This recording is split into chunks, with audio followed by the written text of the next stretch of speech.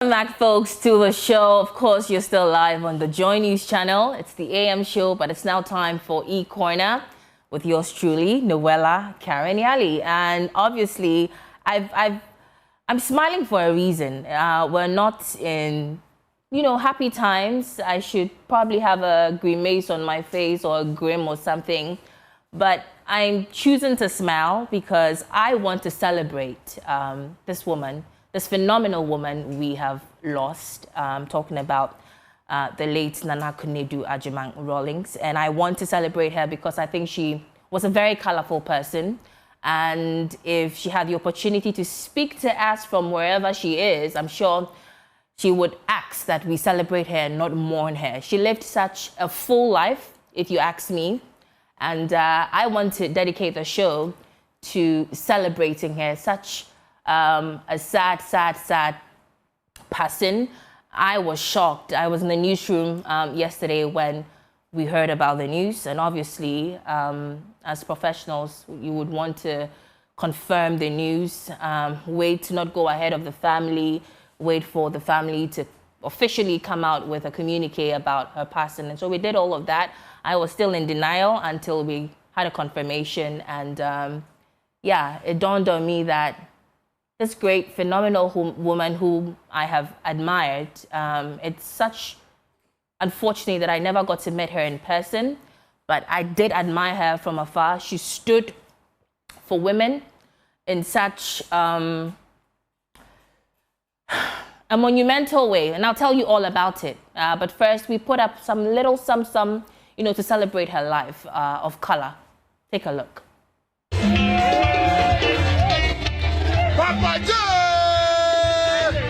She wasn't just Ghana's first lady. She was the first in many ways, bold, stylish, confident, and unapologetically expressive. Nana Konadu Agyeman-Rawlings brought elegance and energy to every space she entered. Long before she became a political icon, those who knew her remember her as a natural performer, a woman who could light up a room with her charm and love for music. Down on it, down on it, come on and get down on it, baby, baby, get down on it, get on it, get down on it. I say, people, what you gonna do? Friends and old acquaintances often recalled seeing her on the dance floor at some of Accra's popular night spots back in the 1970s and 1980s, dancing her heart out from dusk till dawn. It wasn't just about fun, it was an expression of joy, freedom, and a youthful spirit.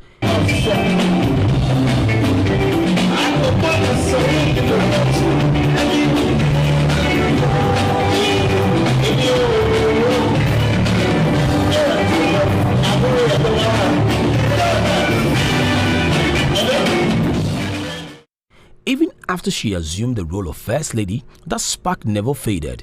Whether it was a state event, charity galas, or social gatherings, she carried herself with the grace of a leader and the rhythm of someone deeply connected to Ghanaian culture. Her vibrant fashion sense, from her colorful head wraps to her regal fabrics, added to her iconic image, making her a muse for stylists, designers, and the entertainment industry alike. And the words of many who admired her, Nana Konadu didn't just walk into a room, she danced to it. Today, as tribute pour in, it's not only her advocacy for women and political achievement that people are celebrating, but also the woman who reminded us that leadership can have rhythm, style, and soul. She danced, she led, and she inspired, leaving behind a legacy that will keep moving to the beat of her influence for generations to come. Nana Konadu Agyeman-Rawlings, Ghana's dancing first lady.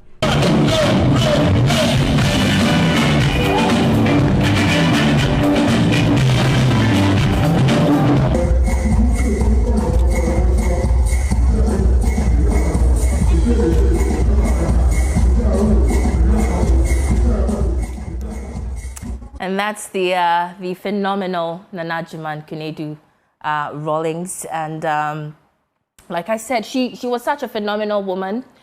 She stood so much for women. She was convicted about women empowerment. It's that conviction that led her to form the 31st December Women's Movement in 1982 that encouraged women to take up space in our socio-economic and political areas.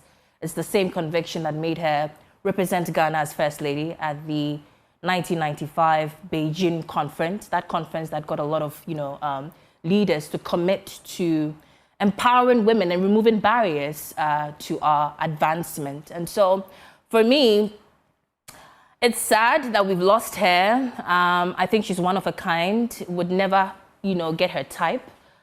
We may get her prototype, but it would never be the Nana Konadu Agyeman-Rawlings. And on social media, a lot of celebrities have been celebrating her, sharing their tributes. I brought a few. I know that the Australian ambassador to Ghana, Simone Giga, celebrated her on X, says, deeply saddened by the passing of former First Lady Nana Konadu Agyeman-Rawlings, a woman I've admired for her determination and dedication to women's rights, a trailblazer, an inspiration, and a person I've been honored to call a friend. My thoughts are with her family. And she's not the only person. I know that Sarkodie tweeted in her honor. I know that Stoneboy also tweeted. So that's Sarkodie's tweet, says, "Sad day for Ghana as we mourn our former First Lady Nana Konadu Agyeman-Rawlings, sending strength to the family. Rest well, Mama." And if you can have Stoneboy, it says, "Rest in peace, godmother," with a picture of both of them. She loved music, and so I'm not surprised at all that they both have a picture together. And of course, we have our very own Israel Lai, says, "Nana Konadu Agyeman-Rawlings will definitely be remembered for the impact she made with the 31st December Women's Movement. This is sad news, but if there's anything like life thereafter, I believe she gets to join Papa J." And I don't want to dwell too much on that. It's that would be too sad. I really want to still be in my celebration mood, celebrating her life of color. So that's it. Let's move away from that and bring you something that happened over the weekend that we all did not see coming. I mean, on Friday, I told you, I remember we tweeted a story around Shatta, and I informed you about the Shatta Fest, a concert he put together to celebrate his birthday, which happened at the Black Star Square over the weekend. And listen, I have been to a Shatta event, I think once. I have experienced, I have witnessed a lot of Shatta concerts. This, I did not see coming. I did not see the type of crowd that pulled up for him for a birthday concert. I would have expected this for that Vibes Cartel Shatta concert that we are anticipating in December. Hopefully it happens. I anticipated a crowd like this for the concert, but for a birthday concert, nah, I did not. And that's the shot you're seeing on your screens right now. It saw a lot of amazing performances from a plethora of artists. Tiny was there. He honored Tiny. I'll tell you more about that. I know Wendy Shay was there. Look, the kind of artists that performed at this event, and they went on and on till like 6 in the morning, past even 6 in the morning. You know what? Let me just give you a little sound up to the video you're watching, and then I'll come back.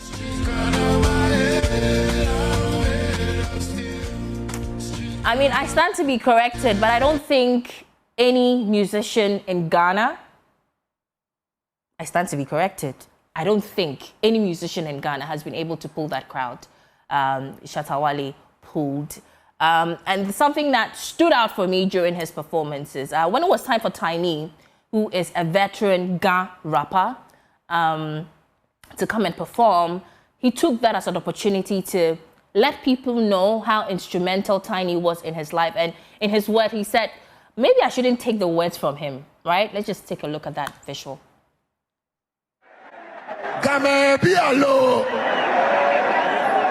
Ladies and gentlemen, this man I'm about to introduce be the man where I Shatta the hung, as I don't get dressed, as I don't get food, as I don't get where I go sleep.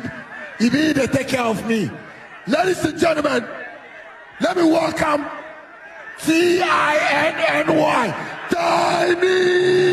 Bandana from Ghana, African big fan. She's still again. Bandana from Ghana, African big fan. She's still again. Everybody, put up your hands up and put up your lighters up. When I say SM, you say for life. SM! SM! And may God bless everybody that supports Shatta Wale. You make it in life. Say, whoa! Avin Mbeni. Lachemo Koyate Sani. You must respect the old man. Budumwa. La to aye to abomi. Nya wa fi ane kaja biye. Kaya gbe biye. Adin de.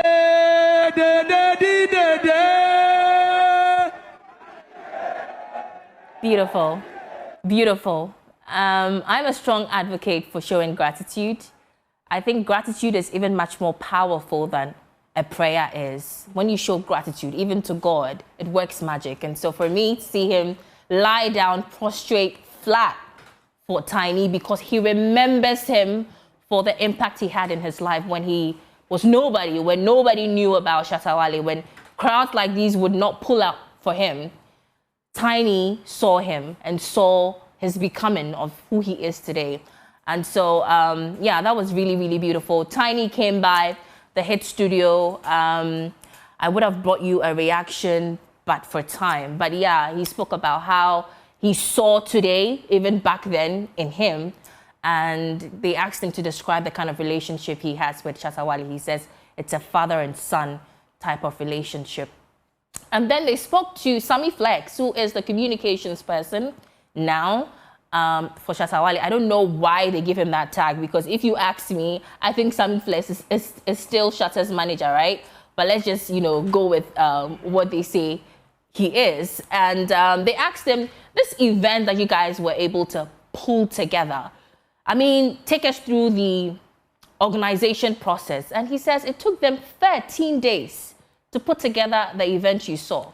And he mentioned the number of people that were estimated to have gathered there. I want you to pay particular attention to that. And when we come back, I'll tell you why.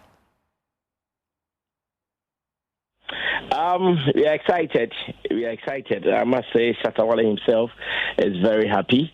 As it stands now, the whole team, everybody is just saying congratulations to each other. And first of all, we want to appreciate Shatta Wale for allowing his birthday to be used to bless the whole nation. Because, sometimes when it is your birthday, it comes out as a more private event. But he decided to use this special day to also bless the people of Ghana, Shatta movement fans, and music lovers. So we are very excited for this milestone, and we pray that many more of this will be happening in the future as well. When was this birthday concert's idea conceived? Kwame, let me say officially that we did all these things in just 13 days. 13. Yes. Wow. The planning and preparation, everything was done within 13 days. Because if you go online, you would even check the time Shatta made the first ever post on this particular celebration. Yeah. All right. So you heard Sammy Flex there say that it took them 13 days to put together that event. And then he was asked about the massive crowd that pulled up for Shatta Wale and what his rough estimation was. And he mentioned 300,000. And I'm highlighting that because it's been, a tussle between some statisticians and some industry people and some SM fanatics on social media on the number of people that pulled up. I've seen people say 1.5 million people pulled up there. I've seen people say 600. In fact, Sammy Flex himself posted that about 600,000, after saying 300,000, that 600,000 people pulled up. But I know that our research, top-notch research guys, brilliant guys here at Joy News, they were able to do the math using cutthroat technology and arrived at the number 400,000 people or fans who thronged Shatta Fest 2025 concert. And of course, like I say, I mean, here we don't joke over here. So if there's any number to go by, you really want to trust the Joy News number. So yeah, that's it. But beyond that, let's talk a little bit about the aftermath. I know that, for instance, artist manager Ashes has talked about how he thinks with the way Shatta is able to pull a crowd, he would not do bad at all if one day he decides to take up some political role, and also encouraged the foreign minister Okujeto Ablakwa to actually give Shatta Wale a diplomatic passport, because he believes that Shatta is a tourism asset. But for time, I really want to paraphrase all of these things for you so that we could quickly just, say bye-bye. So that was Ashes. Hopefully, maybe next year we'll have a conversation around that. But also, let's talk a little bit about December in Ghana. Because, we're just about a few months or days or weeks away from December. And December in Ghana is like nowhere else, right? And so we're expecting a lot of people to come into the country and enjoy and go for concert. And one of the concerts that have really, what do I even say, or how do I even say it? One of the concerts that really identifies as a place of destination when it comes to Christmas is Afro Future. It used to be Afrochella, now it's Afro Future. They have announced the first set of musicians that will be performing at this year's event. I know Ashake is headlining it. If you can take a look at that, that's right. That's how they announced Ashake. Great guy. Great guy. And he will be, live in Ghana this December for the Afro Future event. But he's not the only one. Director, if you can have that other flyer, great. So it's Ashake, there's Molly, TXC, there's King Paluta, there's Marvel, there's Obi's House. Obi's House is like an experience. I know it's some sort of like a music experience that started in Nigeria. The Gen Zs will know. And we have AD DJ, we have DJ Loft, we have K-Dog and S-Pass as well. So these are your first set of artists. Obviously, in the coming weeks, they're going to be announcing more artists as well. Before we go, let me say a happy birthday to Mr. and Mrs. Menu. The message here says, may the good Lord shine his face upon you and fill your lives with abundant blessings. Wishing you joy, love, and grace always, with love from your family, friends, and all your loved ones, including my very good self. We say happy birthday to Mr. What a nice way to have two couples celebrate your birthday on the same day. So congratulations to you both. And that's it. That's how we wrap up on E-Corner.